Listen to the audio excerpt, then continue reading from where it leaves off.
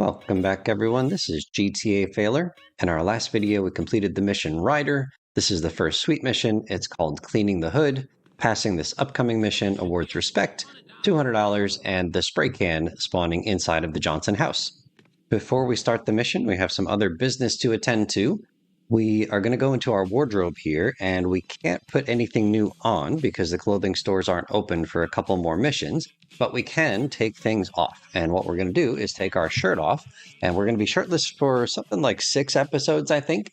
And the reason we're going to be shirtless is that we recently unlocked tattoos. Passing the Rider mission in our last video unlocked the tattoo parlor. And in order to show off the tattoos, since they're all upper body, we're going to be shirtless, just so that we can see every single tattoo that CJ can get. And then once we look through all the tattoos over the next 6 missions, then we'll start putting some clothing on, as the clothing shops will be open then. There are a total of 9 places on CJ's body where we can get a tattoo. Upper left arm, lower left arm, upper right arm, lower right arm, upper back, left chest, right chest, stomach, and lower back. Many of these places only have 1 available tattoo at this tattoo shop, so the upper left arm only has the grave, lower left arm only has a gun, upper right only has Africa, lower right only has a cross. But then we get to the upper back, and there are actually 4 different options here. One is Grove Street, another West Side, another Los Santos, and the final one is a gun. Left chest has 2 options, gun and bullet. The right chest has 6 options. They all say LS, but with different fonts. We'll get all 6 of them over the next 6 episodes. The stomach has 3 options. They all say Grove Street, again, just different fonts. And the lower back has 2 options, the angel and the dagger. So we're going to skip the trip back to Grove Street, and then I'll try to show you these tattoos close up, but some of them are hard to see even in bright daylight. On the upper back is an angel, lower back it says Orange Grove. Upper left is a cross, but I guess it's a tombstone. It's called Grave. Bottom left there is a gun pointing at you. That one's hard to see. And then over on the upper right, a little bit easier, on the top there's Africa, and the lower right is the cross. And then we'll spin around. On the chest, we've got LS and a gun on the top. And the bottom is hard to see, but it says GS and then Grove Street. This tattoo habit is going to be very costly for us. Recall that in a previous episode, we sprayed 94 out of 100 gang tags, and right now, before we start this next mission, we're going to spray the remaining 6 gang tags. And I'm going to spray them here because, as we start this coming mission, these particular 6 tags are going to get unsprayed, which is kind of weird. The coming mission is called Tagging Up Turf. It's a sweet mission, and it is the gang tags tutorial. But the game needs you to have some tags to spray in the mission, Tagging Up Turf. So they're going to unspray these tags. Let's take a quick look at the stats. Our current percentage complete, 8.56. You see it off the top of the screen there. And then we're going to spray this 100th tag and get the jingle.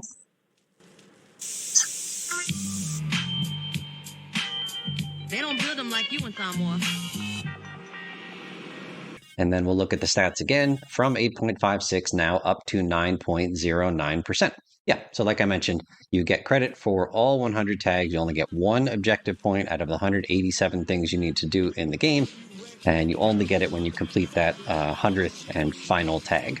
There are 2 other rewards associated with completing the 100th gang tag. First of all, there are 4 weapons, weapon spawns delivered to the Johnson house, specifically the Molotov cocktail, the AK-47, the sawn-off shotgun, and the Tech-9. Additionally, Grove Street gang members will start to carry Desert Eagles, SMGs, and knives instead of the weaker pistols and Tech-9s. With all that out of the way, let's check out the cutscene. Notice that the basketball rim should be in the center, but it is left of center. Come on, fat boy. Yeah, watch out, fool. Come on, fat boy. Watch this, Fat watch boy, this. look at. Look who's here. It's running man. What, you think you back on the set? I told you that, bro. Your word don't mean shit around here. Come on, man. Give me a break. We gotta go hit up the hood. Hey, CJ. Let them know you back on the set. The Johnson brothers is rolling again. Take this paint and go hit shit up. Start with our own set first. Later on, we spread out, take the whole hood back. You already spreading out, fat man. Let's play. Let's see what you got, pork chop. Hey, wait up. Thought you hang with your brother, huh? Oh, ease up, little man. Come on. It's been difficult. You want to drive? Yeah, for sure. The game instructs us to get in Sweet's car, and I will, but with a little bit of a cut here. I'll explain what happened. I did some investigating that didn't turn anything fruitful up. So, you saw me spray the last 6 tags. We've got 100 tags sprayed. However, as soon as you walk into the mission marker here for tagging up turf, those 6 particular tags that you saw in this video all get unsprayed. And so we're going to actually pull up the stats, and you're going to see that it says 94 out of 100 tags sprayed, even though we were at 100 out of 100 before we started this mission. This right here, this tag is the last one that you saw me do in this video. I'm going to show you the stats. It's going to say 94 out of 100. And then we're going to spray this tag again, and that's going to bring us up to 95 out of 100, and you'll see it on the graphic on screen. And then we're going to show you the stats again, and it is going to correctly say 95 out of 100. There it is. But then we're going to get back in the car, and we're going to drive into that red mission marker, and it's going to change. You're going to see this tag get unsprayed. And it's because we need to have something to do in this mission. This is the spray tag tutorial. And so, of course, they have to give us some tags to spray. Watch for those rollers as I tag this up. Look at the tag and hold left mouse button to spray it. Keep left mouse button pressed until the tag is completely sprayed over. There's another 2 baller tags in the hood. You go get them, and I'll keep the engine running. We got credit for Sweet spraying that tag, so we are now at 95 tags out of 100 for the 3rd time. I mentioned I did some testing off video, so because the game takes away the 6 tags that are important in this mission, I was wondering, are the weapon spawns still there in the Johnson safe house? Because that reward is only for completing all 100 tags, and we technically hadn't, even though we had already done it. We were back down to 94. So the weapon spawns are still there, and the game percentage doesn't change. We were still at 9.09%. Come on, let's cruise into ballers territory. This mission is pretty straightforward, as you're seeing here in my vanilla attempt. Sweet sprays over 1 tag. We have to spray over the remaining 5, although we will interact with 2 ballas in ballas territory coming up. Enemy gang territories can be dangerous. Hang around for too long and you will attract attention. So we've got 3 tags left to spray, and I'm going to pause right before we go into this marker up ahead just to see the same kind of funny business. The game unsprayed all 6 of the tags at the start of this mission, so I'm going to spray this one here. It's going to give us credit for 98 out of 100, and it has to get unsprayed before we move, or as we move into this red marker. We'll be able to see it here. And it's still green, and then gone. Those bastards at Rockstar are foiling my plans. Here goes tag 98 out of 100 for the 3rd time. Spraying over a rival tag will gain you respect from your gang. There are many tags scattered around Los Santos to find. These are Balla's gang members dressed in purple. They are your sworn enemy. Press left mouse button to spray the gang member in the face. What the fuck? Get that fool! We don't actually need to interact with these guys. You can just spray the tag real quick and then run away from them. But just, again, in my vanilla attempt, we'll try to play the game as intended. Turns out the spray kit is quite lethal. Like 2 or 3 sprays in somebody's face and they die. Okay, heading over to the next gang tag, the last gang tag, and this is the climbing tutorial. Stand in front of the fence and press space to climb the fence. Fair enough. An upward pointing triangular blip indicates the object is above your current position, and a downward pointing triangle the object is below. Press space to climb onto the wall. Yeah, pretty cool to have this tutorial here because obviously in Vice City and GTA 3, you could not climb anything. 100 tags complete, but we don't get the mission complete jingle because we already got it earlier in this video. Oh, quick, get in! We're going to pause right here, and I'll just point out that Sweet is in the driver's seat, which makes sense. He's the one that just drove his car right over here to come pick us up. But I point that out because there's a mistake earlier in another cutscene. You hit this up here, and I'll go up and do another hood. So there, Sweet is supposed to switch over to the driver's seat, right? He's driving the car away, but look very closely. He stays in the passenger seat this whole time. I'll even pause it here. You can see the outline of his head there in the passenger seat. So kind of funny and a nice catch that I read about on the wiki. All right, let's go back to the regular cutscene and finish the rest of this mission. We need to get into Sweet's car. Ouchie. If you hit spacebar when you land, you can cancel the fall animation. Get us back to the hood, CJ. All that's left for us to do is drive back to Grove Street, and then we'll pass the mission. In the meantime, let me read one item from the trivia section of the wiki for this mission. If Carl is morbidly obese with low muscle at the start of this mission, the player will have to find an alternate route to the rooftop to spray one of the tags, as he will be unable to jump the second fence. I do have an alternate save file where CJ is at 100% fat and hardly any muscle, I didn't find this to be true. CJ was able to climb the second fence, no problem, and the box, and get up onto the rooftop. If you know anything about this, let us know in the comments, but I wasn't able to replicate it. Now we move on to fail states. One of them is Sweet dying, so let's see what the message is on the bottom of the screen. A few bullets there takes care of him. Sorry, big brother. Sweet is dead. Mission fail.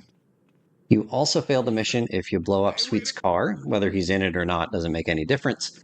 And so we'll just shoot one bullet here into the gas tank thingy. Mission fail. You destroyed Sweet's ride. A couple other mission fails that I am surprised by. We're going to head into the Johnson safe house. You can see we've already started the mission and we've got our spray can in our hand. Now, there are two other weapons that go in the same slot as the spray can. One of them is this camera here. And when we switch to the camera, we fail. You need a spray can. Yeah, it's kind of surprising because, like, you could just go pick up a spray can from a spawn somewhere. I don't know why they have to fail you immediately for switching away from the spray can. Anyway, we've also started the mission here, and we've got the spray can in hand. The other weapon that goes in this slot is the fire extinguisher. So we'll grab one right here from the pizza place, and it's the same mission fail. You need a spray can. Shouldn't spray can be 2 words? I don't think it's one compound word. Not sure why the fire extinguisher is so lethal, right? It's supposed to be safe for humans. Okay, I mentioned that you don't have to interact with these ballas. You can just spray the tag and then quickly run away.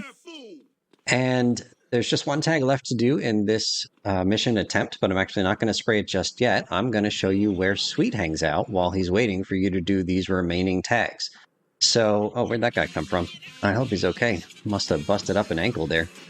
All right, so we're going to skip the drive back to Grove Street. I learned from the wiki that Sweet is just hanging out right here. The car is damaged in exactly the same way it was leading into this part of the mission. And you can see that Sweet is still in the passenger side, and the door is locked, so we can't get back in there. Sweet has a couple of different lines if you get out of the car at the tail end of the mission. Get us back to the hood, CJ. Move your nalga. Get in, nigga. CJ, for once, don't be a Don't make punk. my stature fool you. Don't be a buster, CJ. Get us.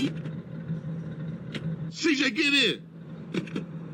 In this attempt, I've just started the mission, and I'm typing in the speed up cheat code twice, so you're going to watch this in quadruple speed, although I'm probably going to edit it down and speed it up even faster, but I played it in quadruple speed.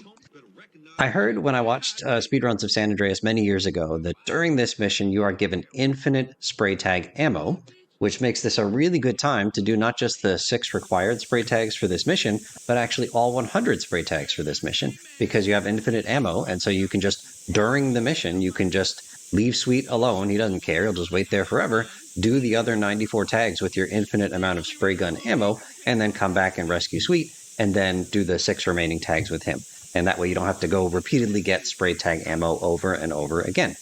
But in more recent years, I saw a speedrunner say you have almost unlimited spray tag ammo. Not infinite spray tag ammo, but tons and tons of spray tag ammo. And so I was curious, how much spray tag ammo do you have? And so what you're seeing me do here is try to find out how long is it going to take to get rid of all of the spray tag ammo. So just for kicks, we're going to give you a pop quiz here, and I want you to guess how much spray tag ammo the game actually gives you during this mission. You can either guess the number of units of spray tag ammo given, or you can guess how long you think it will take for this spray can to empty out. I'll give you a couple of facts which may or may not influence your guess. Fact number 1, when you spray about 60 units of spray can ammo per second, 60 units per second. Fact number 2, when you pick up spray can ammo from a fixed spawn, you get 500 units of spray can ammo. Fact number 3, it takes at least 29 units of spray tag ammo to cover over a tag. That's what the wiki says.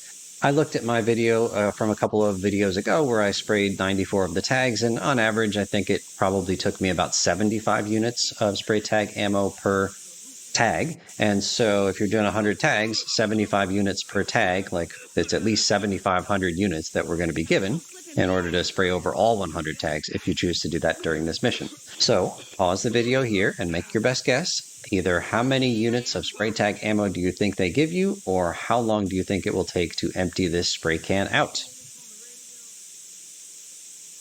So hopefully you've got your guess made. Feel free to throw your guess in the comments below before I reveal the answer later in this video.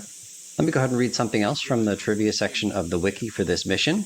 If the player replaces the spray can with another weapon, the mission will fail, and Sweet will get out of the car and walk around like a normal pedestrian. So we did see me fail twice, right? Like I picked up the camera icon and also the fire extinguisher icon. But apparently Sweet gets out of the car both times, and you can attack him, and if you do, he will attack you with the spray can. That's what the wiki says. The wiki also says that one in-game day after completing this mission here, tagging up turf, there are 2 changes to WCTR, which is the news radio station here in Los Santos. One of them is a brief appearance by B-Dup. This is a character that's going to be featured in the next mission in this game. We'll do that in the next video in this series. And then the other is a news clip about the murder of Officer Ralph Pendlebury. Remember that CJ was framed by 2 corrupt cops for the murder of Ralph Pendlebury in the opening cutscene to the entire game. All right, here are those 2 clips. Youth counselors in Los Santos are heading to the streets and meeting one-on-one with members of the community. One citizen told WCTR the real problem with drugs. They always saying there's too many drugs in the hood. Homie, that's bullshit. Plain bullshit. I mean, the way I see it is, it ain't enough drugs in the hood. Ain't nothing like enough, and that's the real problem for people.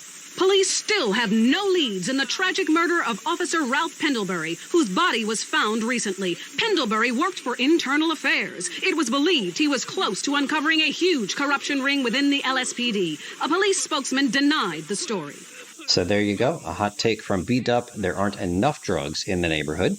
And then also there's this investigation into the murder of Officer Ralph Pendlebury, who apparently was investigating some corruption in the LSPD. We know that the corruption is from those 2 officers in the opening cutscene to the game, Frank Tenpenny and Eddie Pulaski. There was a 3rd officer there, Officer Hernandez, but he won't be near the antagonist that these other 2 guys will be throughout the course of this game. And Frank Tenpenny and Eddie Pulaski are in Crash, and we think that Pendlebury was about to uncover all of this corruption in the Crash unit. And Tenpenny and Pulaski were desperate to make sure that Pendlebury's investigation did not complete, because that would have revealed all of their corruption. So we started spraying at noon yesterday, so I think we're right around the 18-hour mark. And I remember back in the 90s was like the first time that I heard about the hole in the ozone layer and the negative environmental effects associated with it. And this game is set in 1992, and now I'm just wondering if, like spray cans are terrible, right? The aerosol cans are terrible for the ozone layer. And so I'm wondering if maybe this marathon spray can session is what caused the hole in the ozone layer in the first place. While we continue to watch CJ destroy the planet in quadruple speed, let's go ahead and listen to a commercial from the radio here in San Andreas. This commercial is advertising commemorative miniatures, and it features 3 voice actors. One of them is the narrator, and the other 2 are a couple. And the guy in the couple has a voice that sounds very familiar to me. So I'm going to play this commercial for you, and I'm going to tell you that I think the person who voiced the guy in the couple in this commercial was also featured on the radio in Vice City. Let's give it a listen. Today, we marched on from Fort Strother after sunrise to a creek village where our troops fought the savages and shot them like dogs. Honey, it's time for bed. Hang on a second. I'm killing a squaw. Take that, you pagan bitch. No. Him and his commemorative miniatures. My husband was getting so bored working, and he didn't have an interest to spend money on. But he's always loved history. Then I heard about grown men who like to play with toy soldiers. War is so interesting. With commemorative miniatures, I began by faithfully rebuilding the charge of the Light Brigade. And after that, the Trail of Tears. I've built accurate recreations of 15 significant battles, as well as training camps, prisoner of war camps, and forced labor death camps. Now I spend all my time painting toy soldiers and attending conventions. Commemorative miniatures. They're instantly collectible and a great value. For just 37 monthly payments of $19.99, you get a starter pack allowing you to recreate the battle of your choice. Show your inability to deal with present-day problems by recreating scenes of mass slaughter from the past. Reenacting battles is great for your marriage, too. One night, my husband's General Custer. The next, Napoleon. On Saturdays, I'm a Cambodian villager, and he's a GI that has his way with me. Then I kill her. Commemorative miniatures. They're not toys. They're very valuable, collectible 2-inch pewter model armies. This is a hobby you can't afford to miss out on. So to the Vice City fans out there, do you recognize that guy's voice? He sure sounds to me an awful lot like the person on BCPR on Pressing Issues with Maurice Chavez. Barry Stark is the character's name. He was the nudist invited onto the panel to talk about morality. So here's a brief clip from the commercial we just heard. War is so interesting. With commemorative miniatures, I began by faithfully rebuilding the charge of the Light Brigade. And after that, the Trail of Tears. And now here's a clip from Vice City.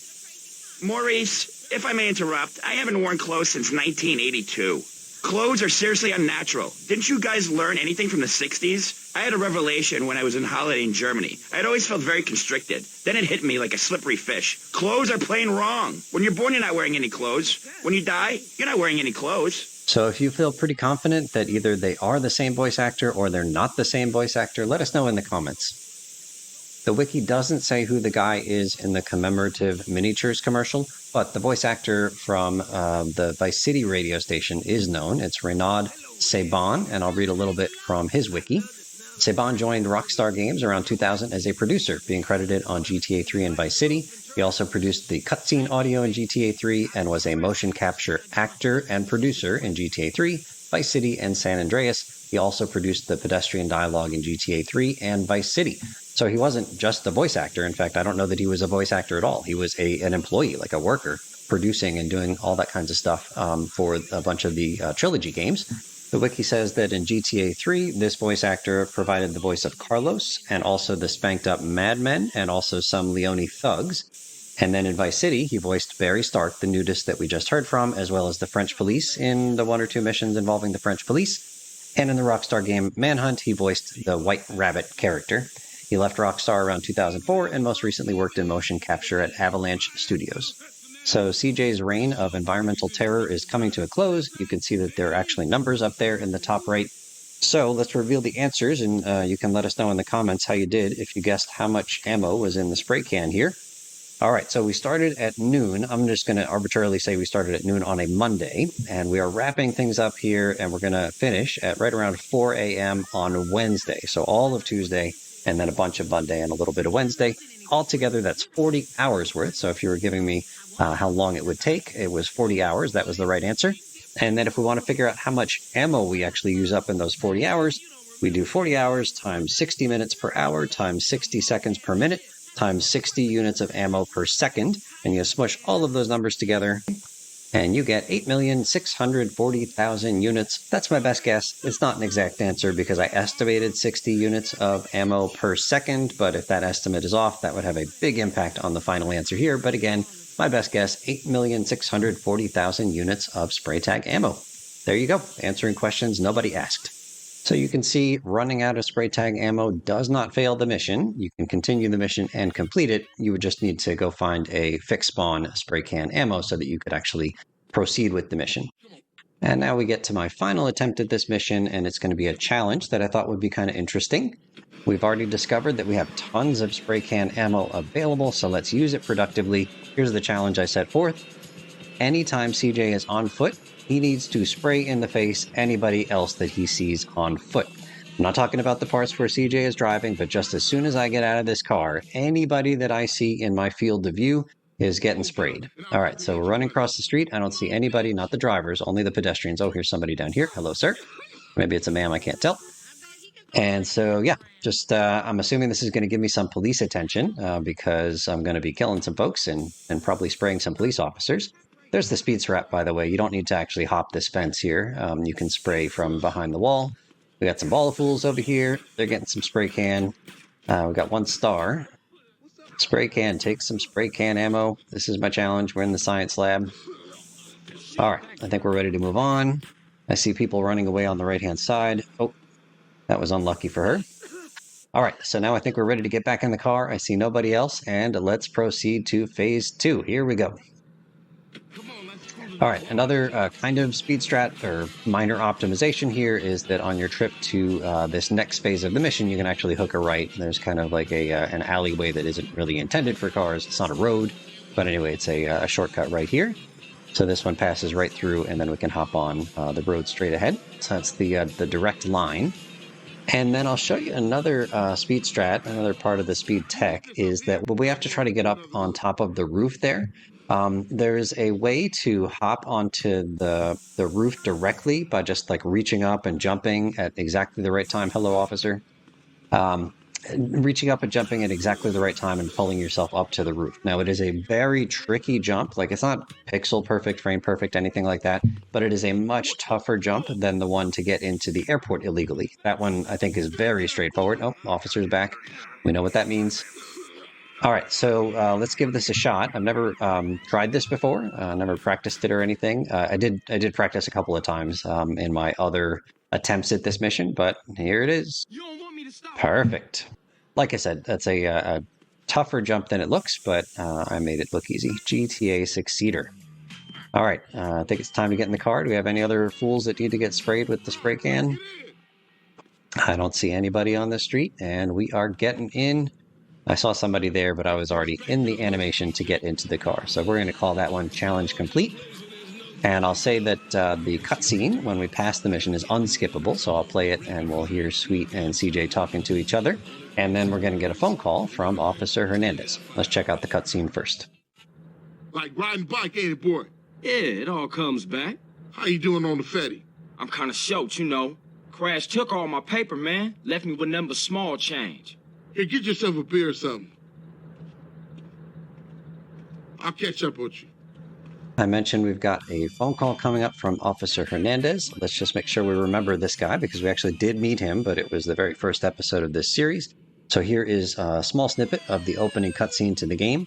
Tenpenny is going to be the one in the car last. He's going to be on the mic. Officer Hernandez is on the left there, standing up with the gun, and Officer Pulaski is on the right. And so it's Officer Hernandez who's going to come up and ultimately be the one to handcuff CJ.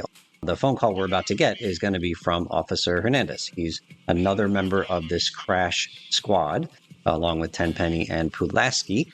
And again, we are going to talk about the precursor to this game and the murder of Officer Pendlebury.